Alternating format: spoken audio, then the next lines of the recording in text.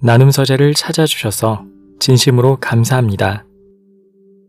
오늘도 지혜를 나누는 소중한 시간이 되길 기원합니다. 흐르는 물에는 얼굴을 비춰볼 수 없습니다. 고요한 마음이라야 자기 모습을 비춰보고 그 안을 들여다볼 수 있습니다.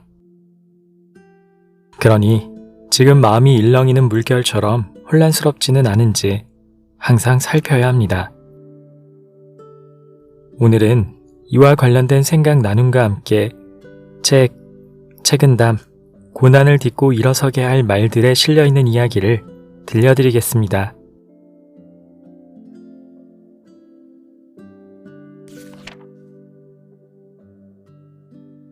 혼미해지기 쉬운 마음은 고요함 속에서 지혜로 깨우쳐야 한다.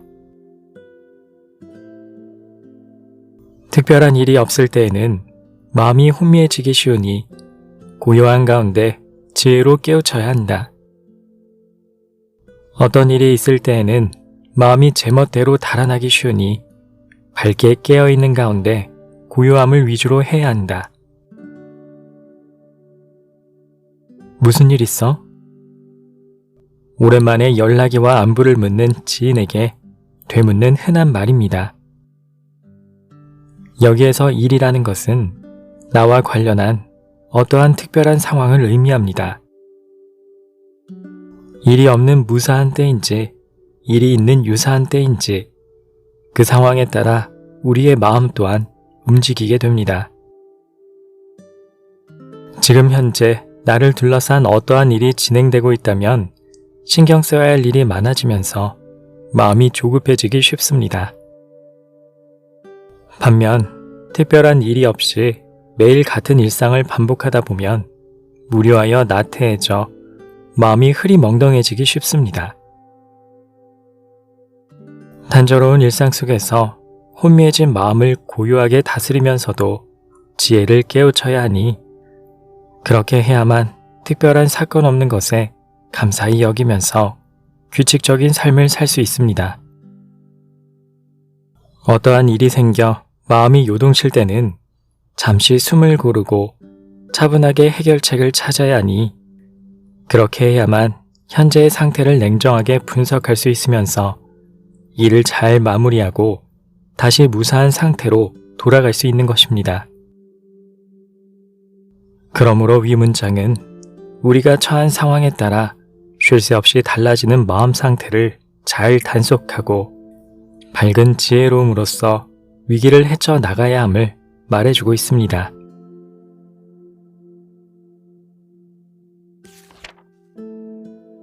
일을 시행하는 것은 활을 쏘는 것만큼이나 신중해야 한다. 마음을 갈고 닦음은 수백 번 단련한 쇠처럼 단단히 해야 하니 급하게 이룬 사람은 깊은 수양을 한 것이 아니다. 일을 시행하는 것은 천균의 활처럼 신중해야 하니 가볍게 발사하는 사람에게는 큰 공적이 없게 된다. 무엇인가를 급하게 이루다 보면 다른 사람보다 빨리 해냈다는 성취감이 눈앞에 보이는 대신 그 후에 엉성하고 조잡한 내면이 반드시 드러나게 됩니다. 그렇기 때문에 어떠한 일을 시행할 때에는 무조건 서두르는 것이 능사가 아닙니다. 지금 올바른 방향으로 가고 있는지, 이 일이 의리에 맞는지 신중을 기하고 또 기해야 합니다. 눈앞에 보이는 결과만을 위해 서둘러 일을 처리하다 보면 진행 단계에서부터 분명 재고하라는 시그널이 옵니다. 이 과정에서 이러한 신호들을 그저 사소하다 여기고 그냥 넘기게 되면 추후에 이와 관련해서 반드시 문제가 불거지게 됩니다. 이미 모든 일이 벌어지고 난 후에 내가 그때 조금만 더 신경 쓸 걸 하는 후회를 해봐도 아무런 소용이 없습니다. 빨리 이루고자 하면 통달하지 못하고 작은 이익을 보려고 하면 큰 일을 이루지 못한다. 공자의 제자인 자아가 거보라는 읍의 재상이 되어 정치에 대해 묻자 공자께서 대답하신 말씀입니다.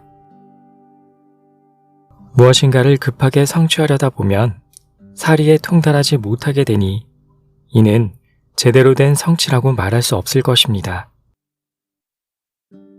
공자의 말을 통해 다시 한번 본문이 주는 메시지를 되새겨 보도록 합니다.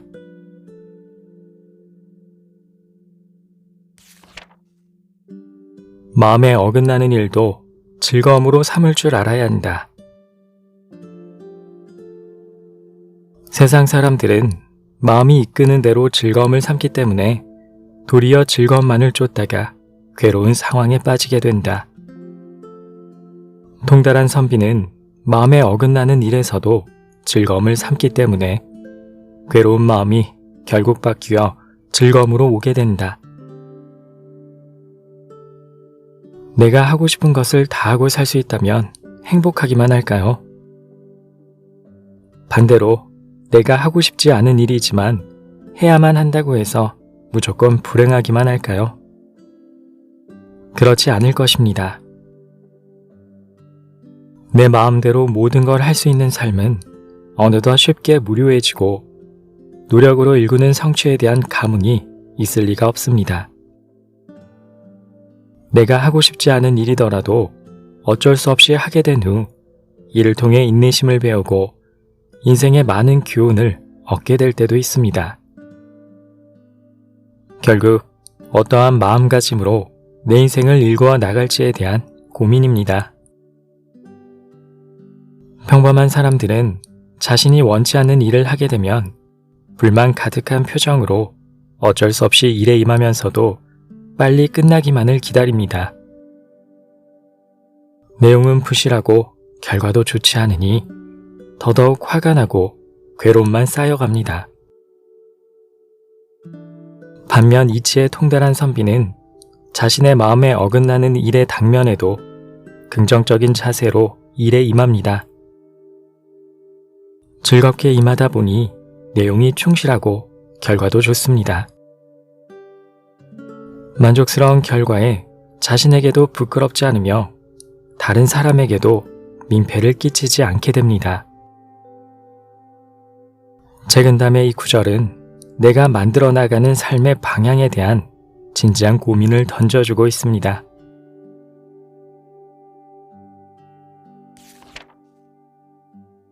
다른 사람의 처지를 생각하여 자신의 마음을 다잡아야 한다. 일이 잘 풀리지 않을 때는 나보다 못한 처지의 사람을 생각할 것이니 그렇게 하면 원망이 절로 사라지게 된다.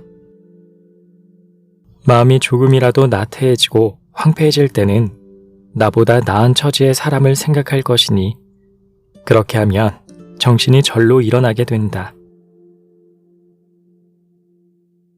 어떠한 공부를 집중해서 하고 싶을 때 우리는 독서실을 찾아갑니다.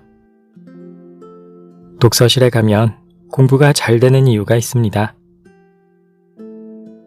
조용한 분위기와 공부하기 좋은 환경 등 여러 가지 요인이 있겠지만 그중 가장 큰 이유는 함께 공부하는 사람들을 볼 수 있다는 것입니다. 잠시 피곤하고 정신력이 흐트러질 때 옆에서 열심히 자신의 공부에 집중하고 있는 사람들을 보면 나도 모르게 잠을 깨고자 노력하며 다시금 정신을 다잡습니다. 서로가 서로에게 감시자의 역할이 되어 학습 의욕을 이끌어주는 효과가 있는 것이죠. 나보다 저만치 앞서 나가는 사람이 있다면 나도 분발해서 얼른 따라가야겠다고 생각하고 나보다 한참 뒤에 있는 사람이 있다면 현재의 나 또한 가진 게 넉넉하지 않더라도 어느 정도의 마음의 여유가 생기는 것이 당연한 사람의 마음입니다. 모든 불행은 남과의 비교에서 오기 때문에 다른 사람과 비교를 하기보다는 자신만의 장점을 발휘해야 한다고 생각하는 현대 사회의 분위기와는 조금 거리가 있는 구절이라고 하겠습니다.